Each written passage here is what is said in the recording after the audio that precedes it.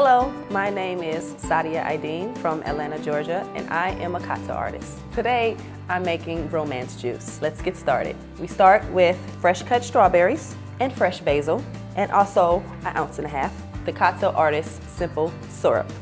We're gonna muddle. We're gonna take the syrup and pour it in the shaker. Then we're gonna add half an ounce cocktail artist lemon juice. We're gonna use 1/4 cranberry juice and an ounce and a half of vodka. Add ice. Then we're gonna shake with love. After your cocktail gets cold, I'm gonna double strain it to strain out all the basil and strawberry seeds. And then I cut the basil into a heart shape. I'm gonna smack it and toss it in my glass. There you have the romance juice.